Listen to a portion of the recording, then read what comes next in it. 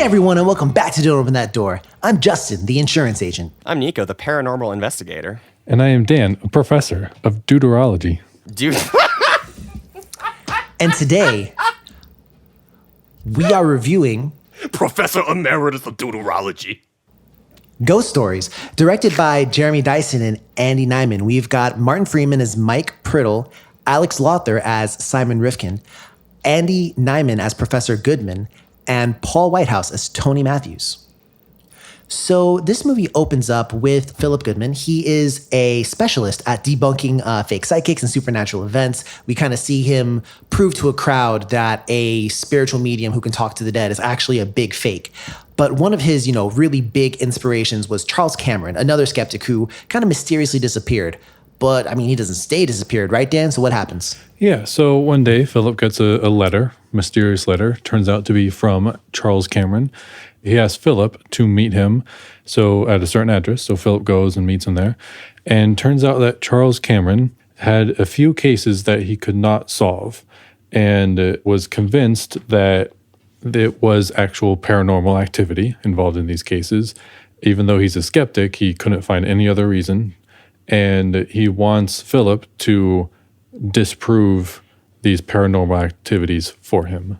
So case one is a night watchman. And who watches the watchman? A bunch of fucking creepy little possessed dolls and mannequins. He tells Philip his story, and one night he has a mysterious occurrence when he is just keeping watch over this warehouse type deal, where there's a whole bunch of power fluctuations and lights going on and off, and just all the usual haunted house shit. He eventually sees a mysterious ghost in a yellow dress. And finally it culminates with the ghost locking him in a room and hugging him and saying, Dada.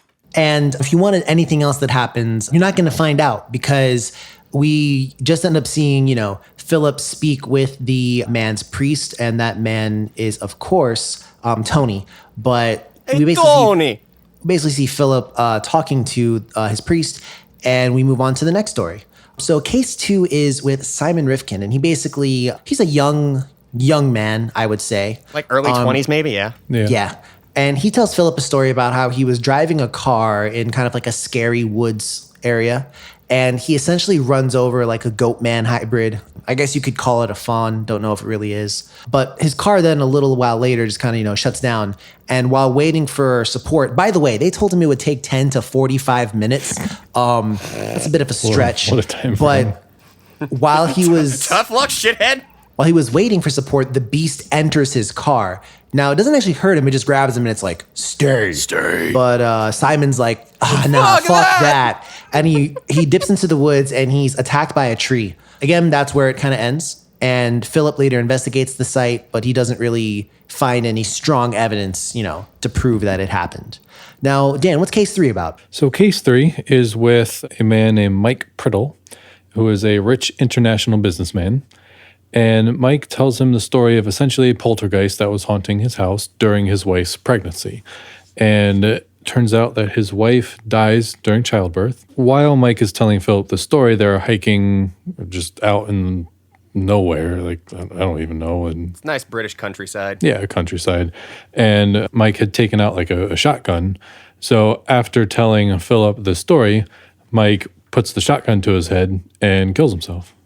And this is where the movie kind of takes a turn.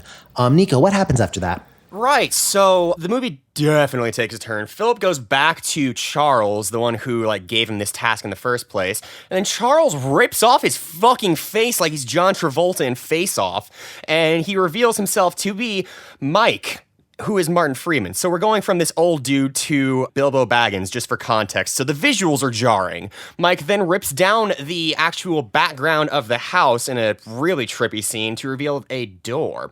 They go through the door into a scene from Philip's childhood where Philip was, I guess you could say, inactive and allowed a fellow child to die because he was too intimidated to stand up to bullies. And he was understandably haunted by this existentially. And yeah, it did. I guess, what is the conclusion? So how does this end after that dream sequence? So after that little dream sequence, it's revealed to us that the whole movie was sort of a dream. And it turns out that Philip is actually in a coma from an attempted suicide by asphyxiation. It's a real happy ending, y'all. Yeah. And the three cases, each character in each case, turns out to be a different person on the hospital staff. So, was it Simon Rifkind was like He's like the orderly or like He was the nurse on hands. Yeah. And then Mike Priddle was the doctor.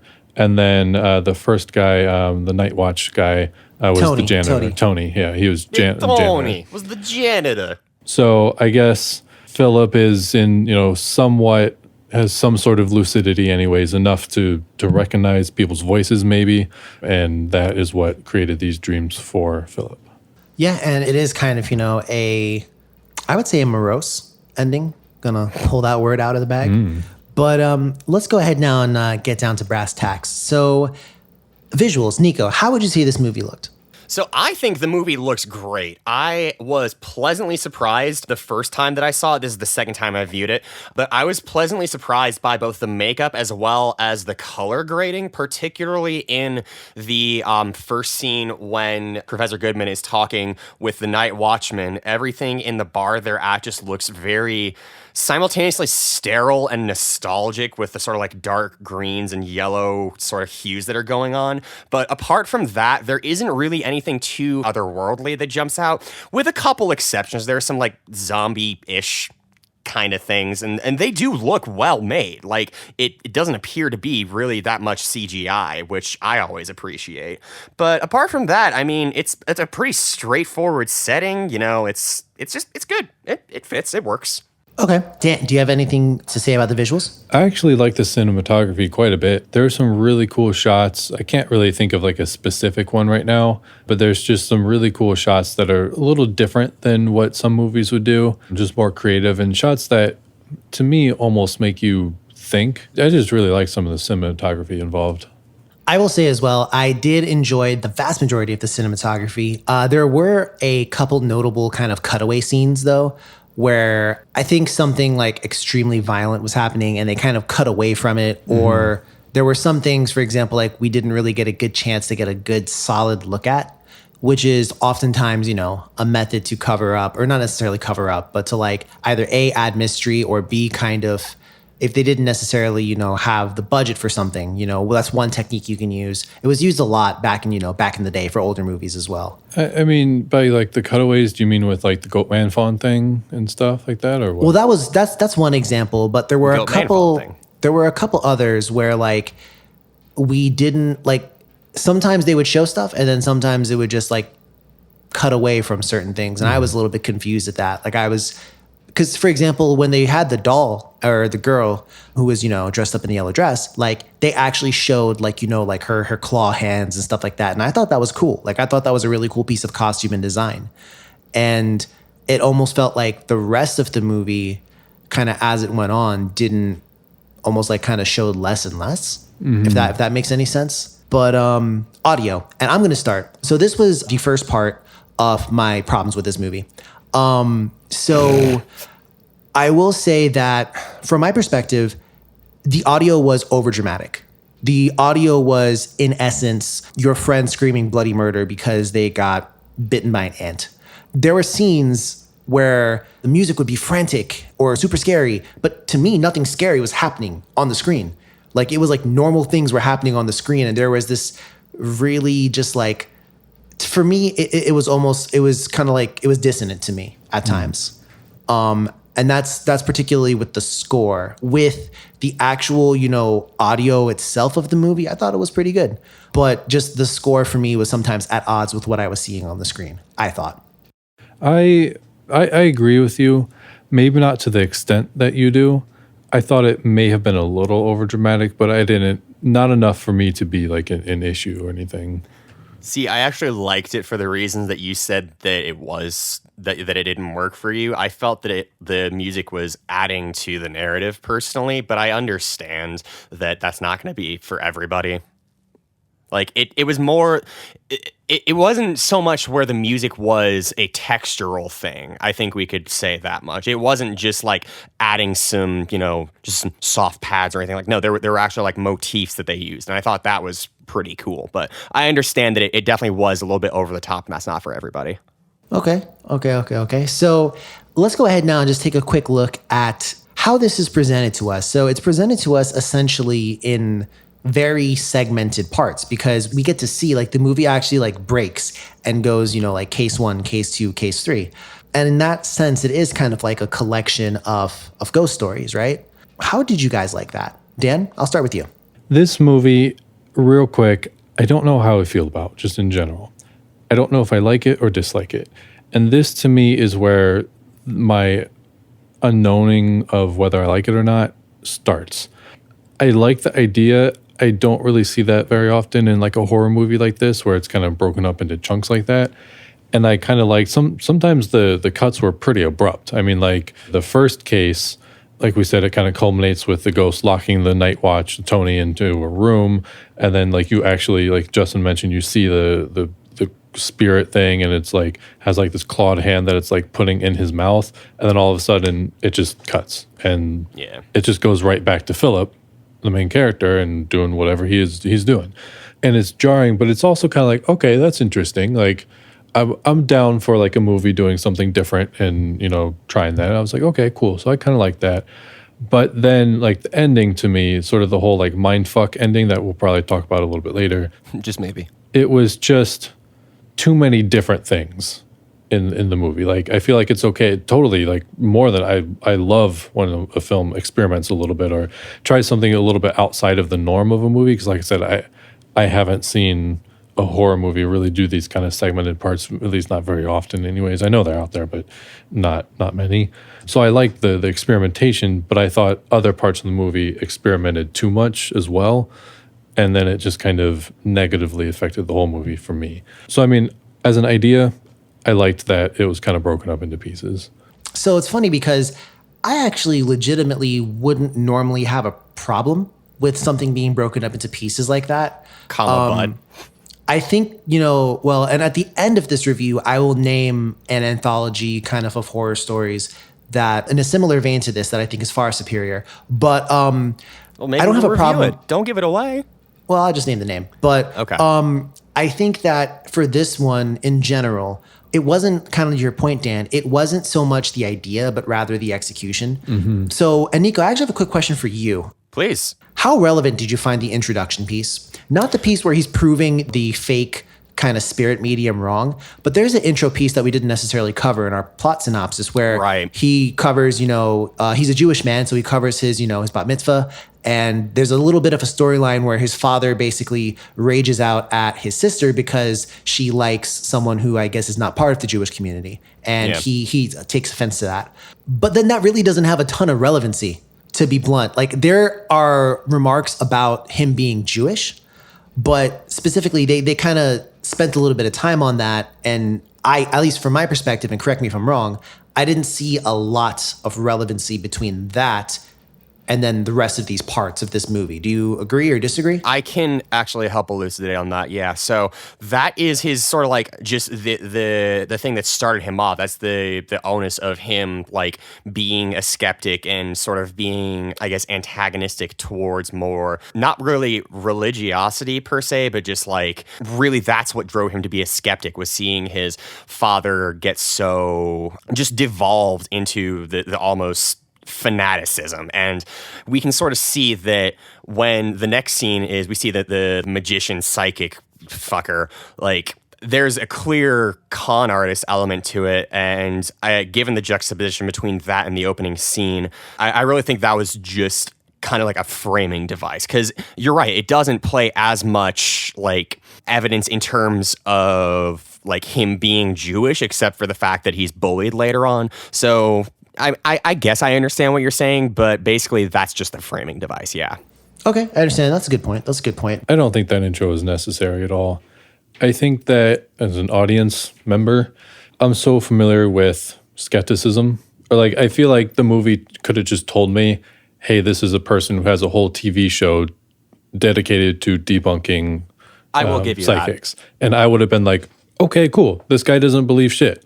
That would have been fine. Like I would have fully believed it. And I didn't need that 5 or 6 minute exposition at the beginning to explain that personally. Well, for me, what really kind of ties it off is the conversation with the priest was in essence a retread of a lot of this, of a lot of similar themes from the beginning. So I was almost kind of like, okay, but I kind of agree a little bit with Dan. But Nico, your point also stands. So real quick, because I don't think you answered that. How do you feel about the kind of collection? The multiple kind of scenes in this movie. So this movie in particular, with the way it structures, reminds me of like when I would be like in grad school reading through a bunch of short stories and identifying the commonalities and threads that tie them all together. So insofar as it functions as a literal collection of ghost stories that are basically short stories, I love that shit. So like I'm game. I really liked it. And yeah, no, it works for me. And I will also say, to the movie's credit, I picked up on a lot more stuff the second time around. This is a movie that is much better with a second viewing, I think. Okay, so let's shift gears a little bit here.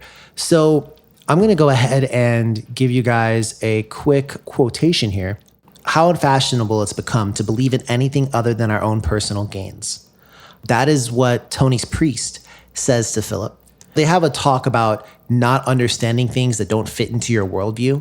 So I wonder, particularly in horror movies, because this is a theme we've also touched when we reviewed The Skull. If you haven't heard our review on that, go check it out. But how do you feel in particular about, skepticism, not understanding things that fit into your worldview, and then horror movies? And I'm going to go to you, Nico. So you started with a quote, and I've got a quote for you. Friedrich Nietzsche once said, "There are no facts, only interpretations." And one of the lines in the movie is that, I believe it's Martin Freeman's character, tells Professor Goodman, Andy Nyman's character, the brain sees what it wants to see. It tells you what it wants to see. And that's what the sort of the thesis of this movie is when we get to the ending and we see that these are all more or less just fever dreams in a fugue state that he's experiencing in a coma, that he's just like attributing these characters to the voices that he hears as he just wallows in his, vegetative state.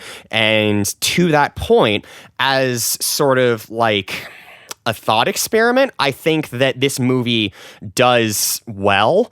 Yeah, no, I think it works. I think that really it's all about perspective is sort of the main sort of like point of this movie. It's much more cerebral, I would say, when you get to the end anyway, and sort of like piece everything together.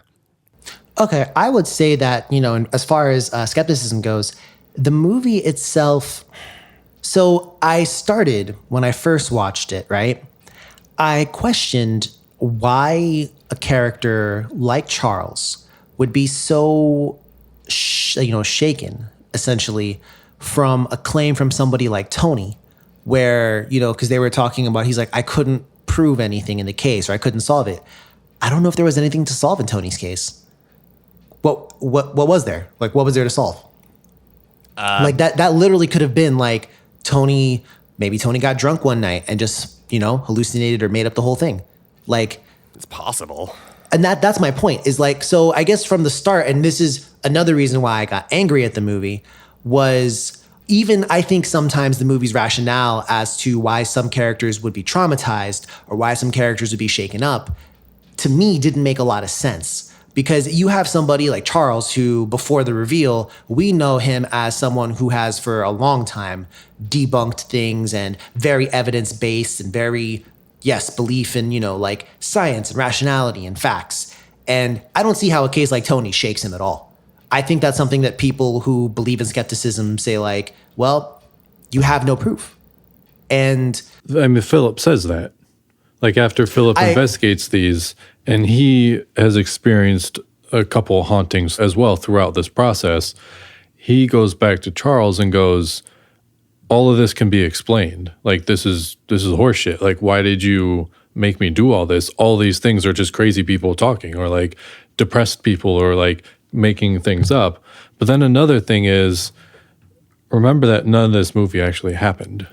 I know. And we'll get to that. But that was part, and Dan, you actually helped, I guess, speak my point, is that imagine if I'm trying to be an active viewer and I'm trying to actively take notes and, see like, okay, this is happening and this is I happening. see and where like, you're going with it, yeah. and like all of a sudden it's, and we'll get to it later, but it's just like things like that just even internally, consistently and logically didn't up to that point when it happened make sense. I was like, come on, like I don't get it. And later on, obviously I did when it happened, there's that. But I guess not to, ramble on here, but I do think that there is something to be said for people who think that, because I will proudly wear that title of, I do believe in, the unknown. And I do believe that there are things spiritual and otherwise that we don't know the answers to. And I do think that people are arrogant sometimes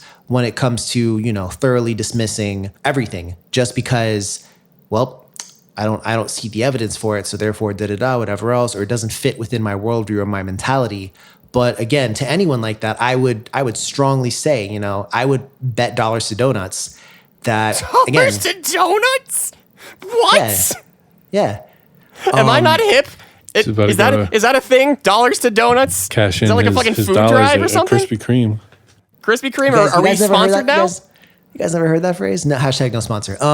But yeah, no, I mean, it's almost like, and I said this before in the Skull review, but when you have your trappings of civilization and, society and everything's good, the lights are on, yeah, you can rely on that evidence. But I'm telling you, man, once that shit goes out, you will be just as superstitious as everyone else. We sure do live in a society. We do live in a society. We do. But you know what else we have is an ending. So how'd you guys feel about that ending? I'm going to save my ire and fire for last. We're going to start with you, Nico, because you like this movie. So go ahead. Right. So I have a question for you, Justin. Do you feel like in watching Ask this movie... me. Yes, I'm asking you. That's why I said I have a question for you. Do you want me to Please. repeat the prompt? Oh, no, I have a go question ahead. for you. Oh, okay. Are we good? Are we good? No, you're good. I'm mad. Keep going. Okay. All right. I just wanted to make sure. Do you feel that in watching this, it feels like someone put a hood over your head?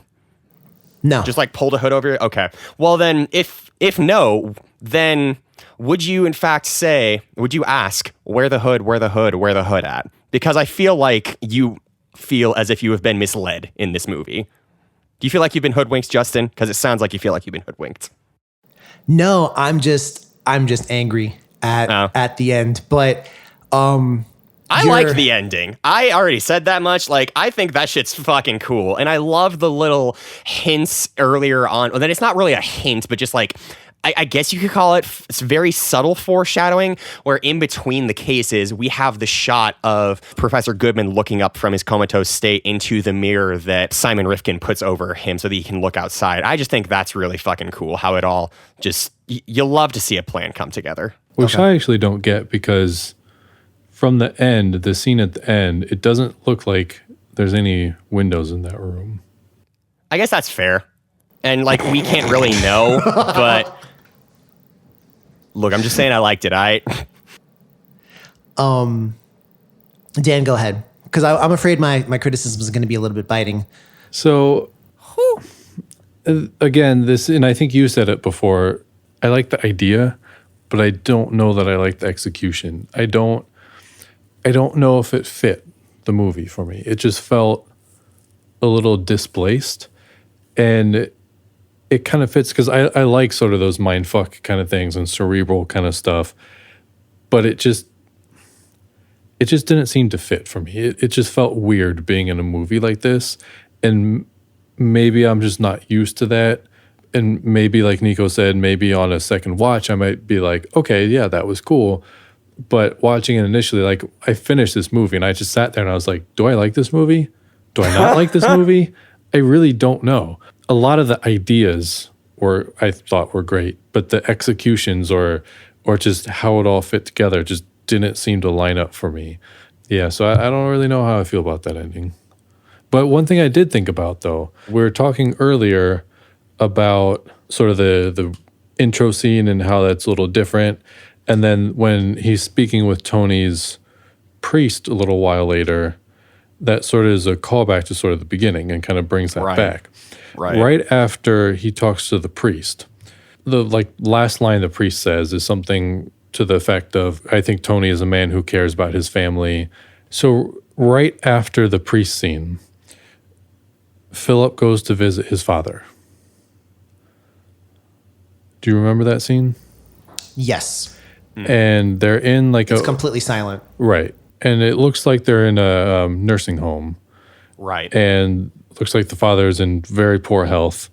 And they're just like both just sitting there. Foreshadowing. And it looks like the father can't speak or really do anything. He's just kind of sitting there. And it looks to be, it's only like a, 10-second scene or something. It's real short. And Philip is just kind of sitting there. And it seems to me that he can't find words to say. And I took it as like, okay, he obviously from the beginning scene, he did not have a good relationship with his father. And that, again, that's kind of why he's a whole skeptic and everything. So when I think, like throughout when we were talking earlier, I realized maybe those parts, because the whole thing was sort of in this comatose dream, maybe that was Philip trying to find forgiveness or forgive his father, because, sort of like people on their deathbed, you hear like they try to make amends on their deathbed or regrets or whatever. Shit on my deathbed. Fuck y'all. True. I think the question is, will you be forgiven? Oh. Yeah, that's fair. I've killed you how many times on this podcast? Like 5 now? Yeah, you killed me again making me watch this, but keep probably going. at least that many times. Yeah. It's okay. But I feel like maybe those scenes were him forgiving and asking for forgiveness sort of in his comatose state. It's possible. I like that interpretation. Right. I don't know. So the ending, I don't know how I feel about it. Kind of weirds me out, but yeah, that's my explanation. Justin? Horrible, terrible, pseudo-intellectualism at its finest.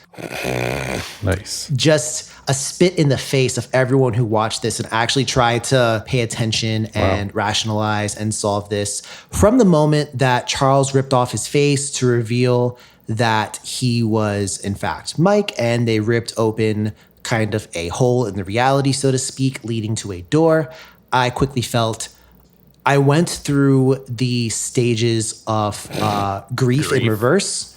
So I closed with nothing but sadness. Literally, I was so angry that I actually called Connor, my roommate, over. Did you actually fucking call him over? I did.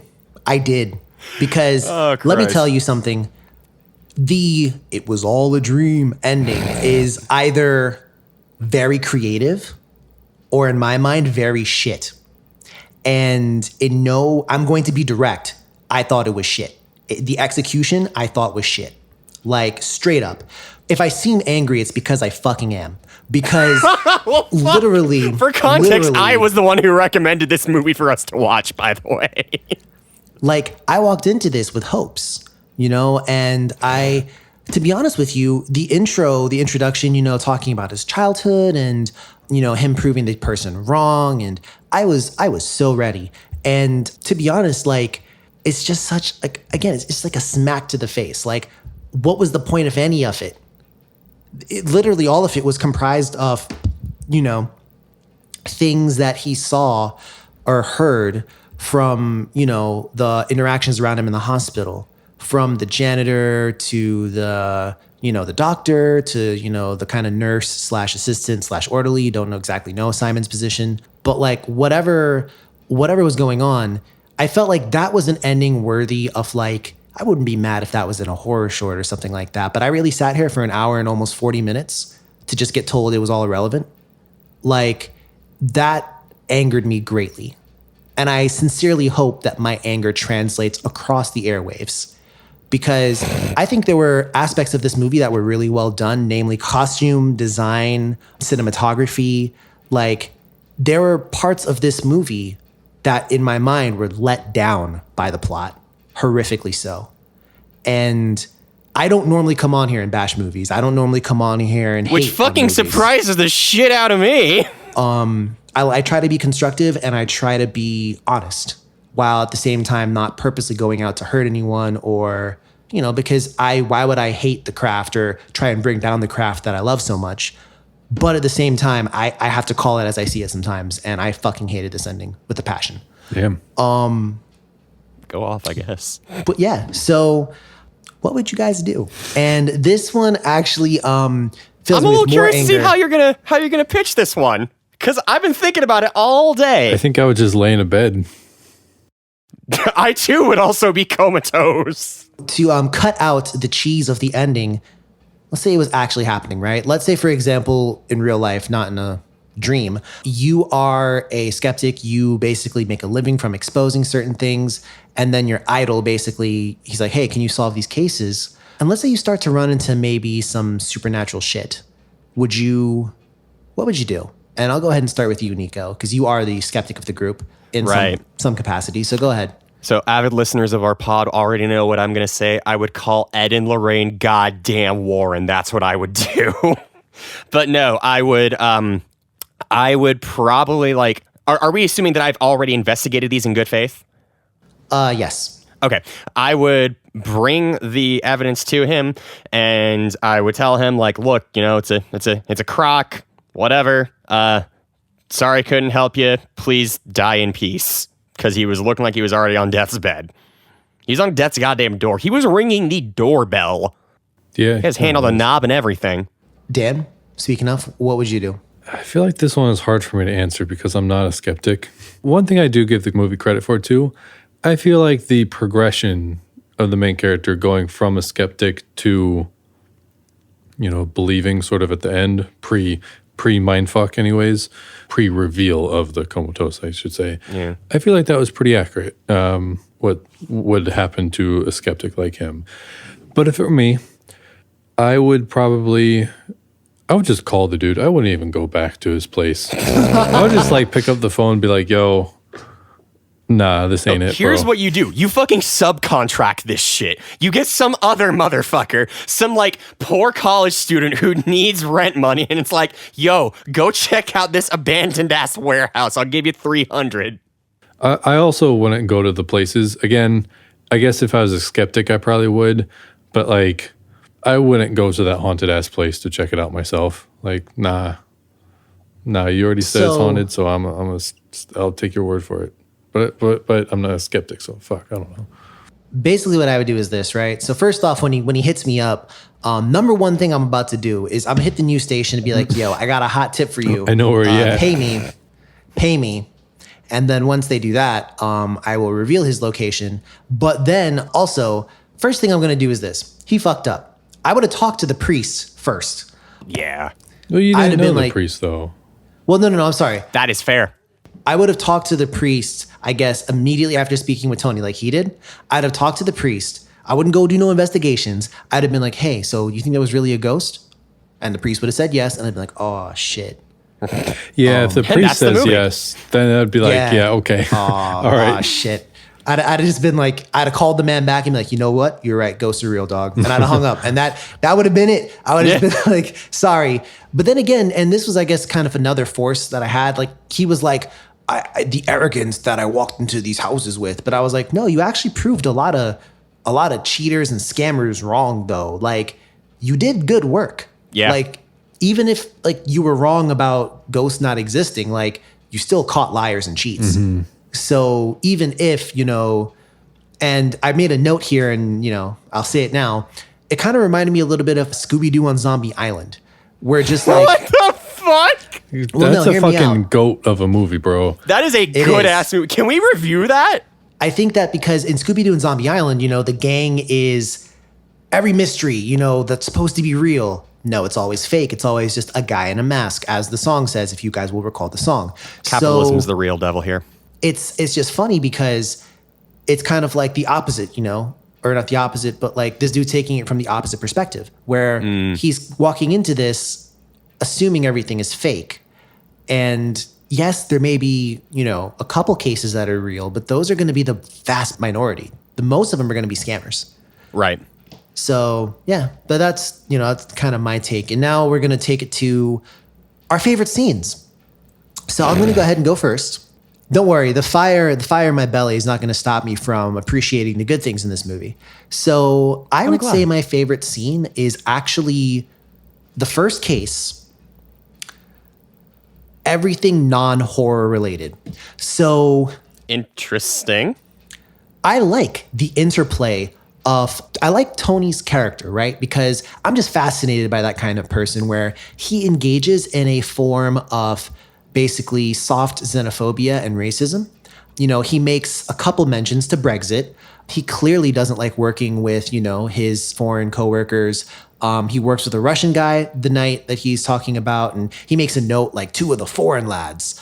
When he talks about some people who had quit, he listens to a broadcast where someone basically refers to Chinese food in a way that I'm not going to repeat, but basically, and he doesn't see anything wrong with that. He's like, oh yeah, fried rice, great. So like, I really did think it was cool, kind of like the juxtaposition of something we view to be ugly, which is, you know, xenophobia and racism, contrasted with the feeling bad for this guy as his wife is dead and his daughter is in the hospital. Again, this is before we realize everything is fake and doesn't matter. I sincerely liked the writing. I liked the complexity of the character. I really enjoyed Tony. And for the record, also thought the first case was the best case of the 3. Agreed. It was the only one that was in any way, shape, or form to me horrific or scary. But yeah, no, that was pretty much it. That was my favorite scene. Nico, how about you? My favorite scene is also in the first case, and it's where we have Tony looking down the hallway at this like mop bucket that is morphing in and out of being the little ghost girl. And I just thought the visuals there as he kept approaching and slowly it gets bigger and clearer were just really fucking well done. Like that was just really cool. Dan? My favorite is also in the first case. Is also at the end, sort of ending of that case, where you finally see the little girl, ghost girl thing. And I kind of mentioned it before, Justin mentioned it too, where she kind of takes her hand and runs it up Tony's neck and into his mouth. And the reason why I like that coincides with one of my main criticisms of this movie. So I liked it because we finally got to see the ghost, the creature thing. And to me, it was actually creepy. Like the whole like finger in the mouth thing, where I was just like actually kind of creeped out on that part. Yeah. Now, that's partly my favorite because as a juxtaposition, and I'm surprised that Justin hasn't mentioned this before, a lot of the horror or the scary tactics in this movie are jump scares. I was going to say that in the criticismo. But Almost everything is a jump scare, especially in the first case. There's, 6 or 7 times or more of just Tony is, hears a sound. So he's like investigating the sound and then, jump scare. And then, okay, he's investigating some more and he's a little freaked out now and, jump scare. And then, oh man, and it gets more and more, builds more and more, but it's just jump scare after jump scare after jump scare after jump scare. And then we go to the second case. And Simon is talking on the phone while driving, and then something hits his windshield and jump scare. And it's just like every case has a jump scare, has 3 or 4 jump scares. And it's just like, okay, I get it. So my favorite scene was when it wasn't a jump scare and I was actually creeped out on something that was not a jump scare, and it actually creeped me out for its own merit. So as far as the jump scares goes, and I guess that's going to be one I strike from my, my criticisms, but I do think the jump scares were a bit much. And I guess let's go ahead and, as we started mentioning criticisms, let's go ahead and just open up those floodgates. So I have one, surprisingly. Oh, go ahead. I completely agree with you guys that the beginning sort of framing device didn't need to happen with the whole, like, my dad was a religious fanatic and that's why blah, blah, blah. Like, they could have just jumped to, like, hey, guys, I'm a skeptic and I hunt fake No, not hunt. He's not a murderer. I expose fake psychics and stuff like that. And that would have been fine. Quick thing. I wonder if they were trying to, I guess, comment. I'm pretty certain about this. I think it's Andy Nyman, if I'm not mistaken. I'm almost 99% sure. He wrote this, and he is Jewish. So I wonder if there wasn't something else he was trying to say in that scene that maybe I'm not picking up on. Mm-hmm. And I don't know if maybe it's, about how maybe when people are super, super fanatic, and that's not something that's limited to just, Jewish people. It happens in different communities of faith as well. But to kind of, marry an outsider is like a bad thing sometimes. There was, I think, a lot of political commentary in this movie, which I, for the most part, actually liked. So that's why I said, like, I actually liked a lot of the political commentary in this movie. But I guess more down to the point. Yeah, keep going, Nico. Sorry, I just wanted to make that point about that was it. You're good. That was it. Okay, Dan, you want to go first or should I? Well, I feel like my other criticisms I've kind of mentioned before of not necessarily disliking, but not liking either the segmented portions of the movie as well as the ending. And I guess because I'm unsure of that, I guess that's a negative thing as well. Yeah, I mean, those are kind of my main criticisms. I guess to kind of list mine out super plain. First off, the endings to literally every story piss me off. Just like people would get themselves into a creepy situation and then fade to black or next scene, what happened? You don't need to know. They got out. They were okay. Like Simon got attacked by a fucking tree. Yeah. What happened? I don't need to know. The goat thing just saved him and sent him on his way. Like what happened? And again, none of it really matters because none of it happened. So things could just be whatever they needed to be for Philip. But the endings I didn't like. The main ending I also didn't like. I also didn't think this movie was really scary at all. Aside from a couple moments in the first case, this movie's not scary. Agreed. Not at all. Not at all. Not even close. Like It almost doesn't feel like a horror movie. Like certain No, parts of it it didn't. feel like a horror movie, and then especially the end, I was like, "Is this a horror movie or not?" no, no. Which isn't necessarily. I disagree, a but I bad understand. thing. Say it's not necessarily a bad thing. I mean, obviously we review a horror movie, so going into it, if I think it's a horror movie, it's gonna put me off a little bit, or not. I don't want to say like turn me off to the movie, but I'm not like grounded, I guess. It didn't really get off on the right foot. Yeah. Aside from the things that I've said that I liked, I pretty much You said that you liked? What about the things you Yeah. haven't said that you liked? Yeah, I didn't like those things then. Oh, okay, cool. Just wanted to clear that up. I just really, really didn't like this movie. And I fucking knew you wouldn't. yeah, Every time. yeah, like I don't know, man. I really, really, really tried to give this one a try. I really tried to give And this one I a shot. appreciate you for that. I appreciate you for that. And I'm sorry if I'm coming off negative. Dude, I don't give a fuck. But It's not my kids. I'm just saying, like, I always try and build people up, and especially because this was an independent-ish kind of movie, right? I guess. I mean, shit, who produced it? I don't know. Because it was on IFC. IFC was I guess that was the kind of company or whatever I saw behind it. Yeah. But even if it wasn't independent, right? Like I heard about it from a recommendation from someone else. It wasn't like I saw it in theaters or saw it like years ago on. was that person Universal Pictures? No, it was Ryan Hollinger. No, but seriously, like I don't really care if it was independent or not. I normally try and big up horror movies and make them look good even when they're not necessarily so good. I'm impressed that you've lasted this long. You've got some staying power, bud. I know I've had complaints about that before, so I try to be better about that. Okay. But no, like I'm talking about my negativity with movies, you asshole. So yeah, no. I mean, I just kind of think that if we could have maybe had a different execution on a lot of these ideas, and I just felt like the end too. I just had this vision of like the directors with like this smug look on their faces, like, wasn't that brilliant? I'm just like, no. It's like no, the it dad in fucking wasn't. Evangelion pushes his glasses up. Ah, yes. Yeah. But no, I just didn't like it. Just wasn't my cup of tea, mate. I had Child's Play. You have this. Dan, you haven't really hated anything yet. No, but you see, you were wrong about Child's Play. I was right about this. Fuck that.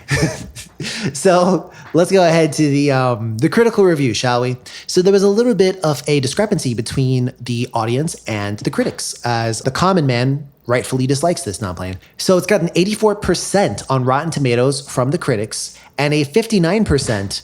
That is worthy of the spilled over popcorn icon, in case you're wondering, on Rotten Tomatoes. So where do you go with this? I like to start off on a good foot. So Nico. I would give this a solid 83. I like the whole conceit of it all. I like the structure of it. I love it when movies do stuff that's different. And Martin Freeman's a cool motherfucker. So Martin Freeman, I will agree. I really like Martin Freeman in this movie. He is a cool motherfucker. I agree. He is. Shout outs to you, Martin. He is. And shout outs to, for what it's worth, I think he did well with what he had. We're going to go ahead and go off to Dan now. Dan, what do you think? I would put If you it. give it above a 50, I'm surprised. I would say I'm gonna put it at 40, which is a dislike. It's not a strong dislike, but it's a dislike. Dan, you shock me there because I was actually going to put it at a 37%. Really? Yes. I recognize all the good in the movie, and I recognize that there is more to a horror movie than the writing. The writing consists a large portion of it, but I think I want it known that I thought the acting was well done. I thought like I said before, costume design, cinematography, even the people, I know I said I had a problem with the score. My problem wasn't with like the music was bad. I just thought sometimes the decision was made to play it at parts that I thought just didn't have the necessary action for that kind of sound. That's fair. But I think that, all the people behind the scenes and all the people who do work like that, well done to all of them. And sincerely. And for that reason, I can't just, shit on this movie and give it like a 15 or a 10, which is what my heart wanted when I got past that ending. But no, I'm going to stick it at a 37% and say that I did like enough of it to give it that. That's a good point. I wasn't really thinking like that before. I think I would have to revise and give it a 50 because you're right. Okay. Like the cinematography, I actually really, really did like, and the acting was also great. So yeah, I think I would probably go with a 50 on that. All right, so let's go ahead. And Nico, would you recommend this movie to someone? Yes, and it's downhill from here. Dan? No. I certainly would not. So it's not going to get the recommendation. It's not even going to get the seal of approval. It's, there it is. It's just there. So yeah, that was it. Oh man, a surprisingly dark take from your boy Just here led to some of the levity being drained out like my fucking heart after I watched this movie. Motherfucker, I am a delight. I make up for every dark downpour you have. Listen, it's not the darkness outside that you need to be worried about. It's the darkness inside. But if you like what you heard, please do give us a follow. We're on Twitter and Instagram at DOTD Horror. We're also on Facebook. Don't open that door. So yeah, that's been it from Nico, Dan, and Just. Please, everyone stay safe still. Take care of yourselves. And please, ladies and gents, don't open that door. Have a good night.